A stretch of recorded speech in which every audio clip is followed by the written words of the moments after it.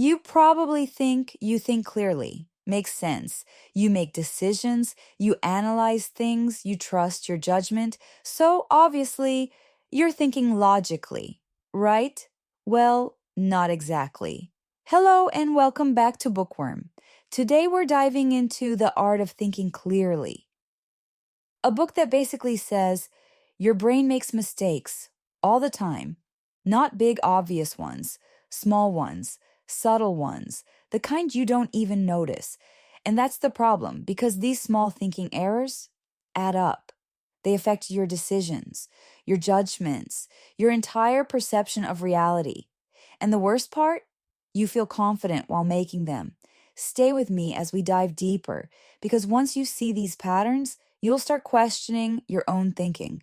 And if you enjoy content like this, don't forget to like and subscribe.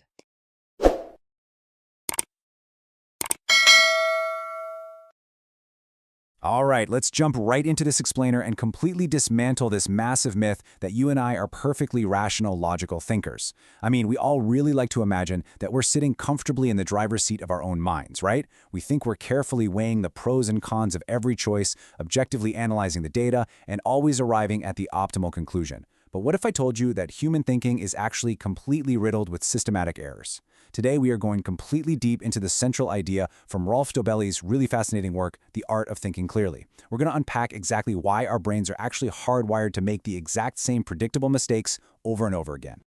Think back for a second. I want you to honestly evaluate your most recent big decisions. Maybe it was an investment you just held on to for way too long, or a relationship you knew deep down wasn't working but you just couldn't leave, or even a time you completely ignored a glaring, obvious fact simply because it didn't fit neatly into your worldview. Normally, we just write these off, right? We call them occasional lapses in judgment. But the uncomfortable truth we're going to uncover today is that these are not random blunders at all. They are systematic, hardwired errors built right into our thinking processes. So to really understand this, we have to define exactly what we are talking about. A cognitive error is a systematic deviation from logic. And that word systematic is absolutely crucial here. It means these are routine, predictable mistakes. They are literal barriers to logic that we humans stumble over time and time again, repeating the same patterns through generations and centuries. The author actually uses this brilliant metaphor. He says that the errors we make follow the exact same pattern, piling up in one specific, predictable corner of our minds, kind of like dirty laundry, while the other corner remains perfectly clean. For instance, we routinely overestimate our knowledge, but we almost never underestimate it. Our mental dirty laundry always lands squarely in the overconfidence corner. So here is our roadmap for today's explainer. We're going to look at the illusion of logic, break down the sunk cost fallacy, explore the confirmation bias trap, dive into the availability bias, and finally learn the Michelangelo method. Let's get right into it. Starting with Section 1, the illusion of logic, and why our brains pile up all that dirty laundry. This is the foundational understanding we need, that our brains simply are not designed to seek absolute, objective truth all the time. The whole foundation of our explainer today comes from author Rolf Dobelli, and what's interesting is he didn't even start out to write a psychology textbook. Not at all. He was a novelist, he was an entrepreneur, and he suddenly realized he was making these incredibly frivolous gambles with his own wealth. So he just started compiling a private personal list of these cognitive errors to protect himself. And what he discovered was a game changer. He found that learning to recognize these errors is literally the ultimate defensive tool. Just having categories and terms for these fallacies allowed him to catch his own errors sooner and change course way before any lasting damage was done. You know, for a really long time, economists and thinkers heavily pushed this myth of the rational actor. It's this idea that humans naturally, almost automatically, optimize for the absolute best possible outcome. But the reality, which has been uncovered by decades of social and cognitive psychology, is that we are actually systematic deviators. We are deeply, fundamentally influenced by hidden biases. Think about our evolutionary past for a second. If you thought too long and hard about a decision out on the savannah, you basically vanished inside a predator's jaws. We are the descendants of the quick decision makers who relied on fast mental shortcuts. Now, those shortcuts kept us alive 50,000 years ago for sure. But today, in our highly complex, interdependent modern world, they lead to massive systematic errors. Which brings us to our first specific bias. And honestly, it's a huge one. Section 2, the sunk cost fallacy, or why you really need to forget the past. Have you ever found yourself in this exact scenario? Dobelli tells this incredibly recognizable anecdote. He and his wife went out to the movies, and the film was just absolutely dire, terrible. After an hour of suffering, he leaned over and whispered, "Let's go home." But his wife totally refused. She said, "No way, we are not throwing away $30. So he tried to calmly explain to her that the $30 was already gone. It was a sunk cost. Whether they stayed and suffered for another full hour or went home and actually enjoyed themselves, that $30 was never coming back. Staying there just to justify the cost, that is the sunk cost fallacy in pure action.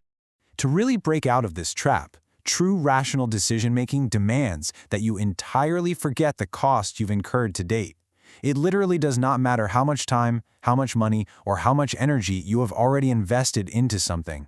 When you're deciding what to do next, only your assessment of the future costs and the future benefits should count.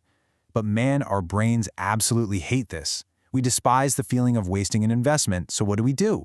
We continuously throw good money after bad. And this single bias scales up so dramatically. It's not just about sitting through a bad movie. It is the marketing manager who absolutely refuses to scrap a failing ad campaign just because, well, we've already invested so much. It's a friend of yours struggling for years in a toxic relationship purely because they've already put 2 years into it. Over in the business and geopolitical world, this is famously known as the Concorde effect. It's named after that supersonic jet project where both Britain and France realized early on it was a massive financial failure, but they just kept pouring billions and billions into it to save face. It even extended the Vietnam War, driven by that exact same flawed logic. We've already sacrificed so much it'd be a mistake to give up now. So, we've seen how we fiercely cling to bad investments. Now, let's look at how we cling to bad ideas. Section 3. The Confirmation Bias Trap. This one is widely known as the father of all fallacies. Super investor Warren Buffett really sums this up perfectly. He points out that confirmation bias is essentially our tendency to interpret all new information so that it magically becomes compatible with our existing theories, beliefs, and convictions.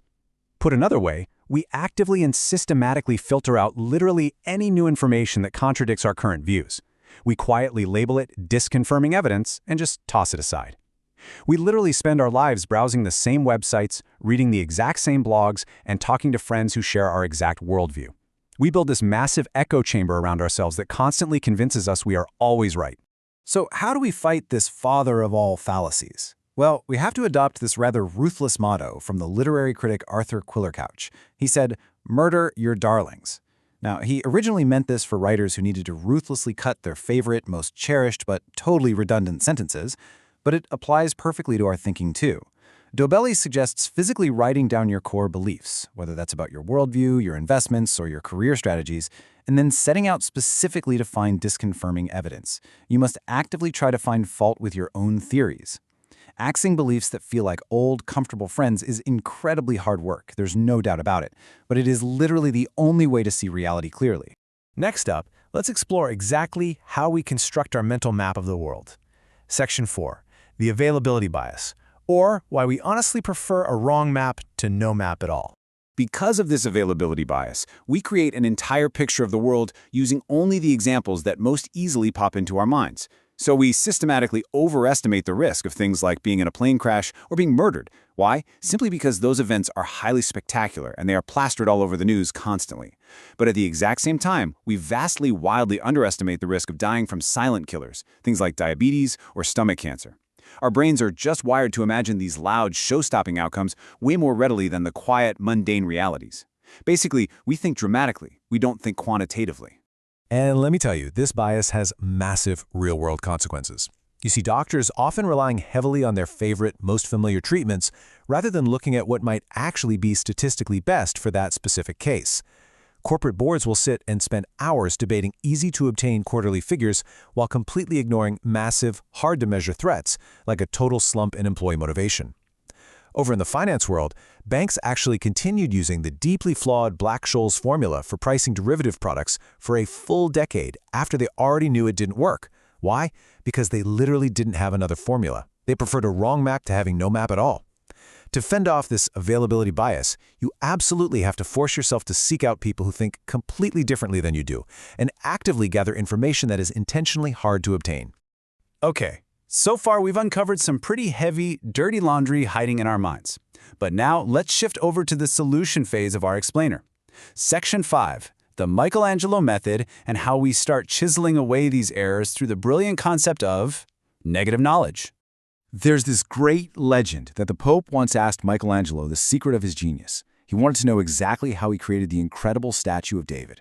And Michelangelo's answer was just profound. He basically said, "It's simple. I just removed everything that is not David."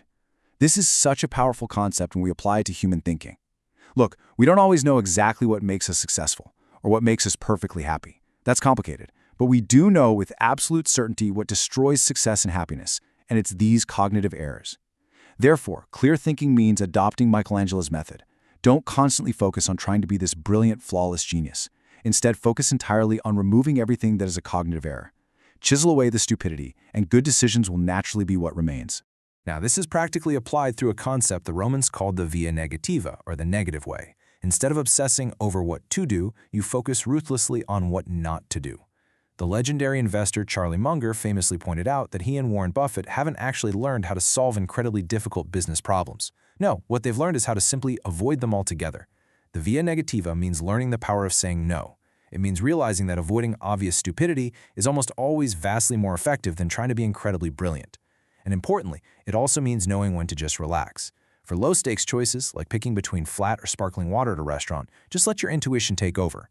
Save all your rational, slow, demanding mental energy for the big, high-stakes decisions.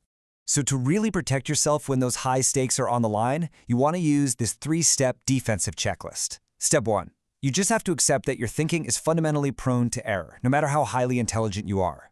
Step 2, whenever you face a big personal or business decision, actually pull out a physical list of these biases, like the sunk cost fallacy or the confirmation bias, and check them off one by one, exactly like an airline pilot does before takeoff. Step 3, actively remove the cognitive errors you find hiding in your logic.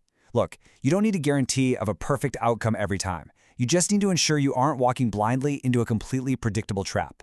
Which brings us to our final thought today. I really want you to ask yourself, what specific dirty laundry do you need to clean up in your own thinking right now?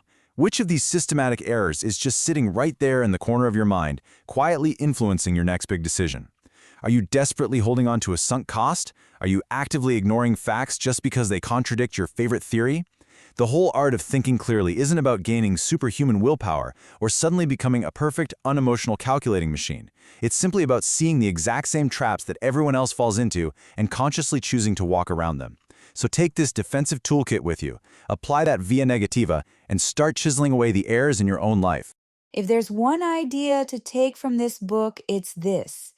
Thinking clearly is harder than it seems. The art of thinking clearly shows that your brain is full of shortcuts, useful ones, but also dangerous ones, because they simplify reality in ways that aren't always accurate. And over time, these small errors shape your decisions, your beliefs, your actions. But here's the good part. Once you see them, you can unsee them. You start questioning your assumptions. You pause before reacting. You think twice, and that alone improves your thinking. Not perfectly, but significantly. If this made you reflect on how you think, like the video, subscribe to Bookworm, and stay aware, because sometimes the biggest mistake is thinking you're not making one.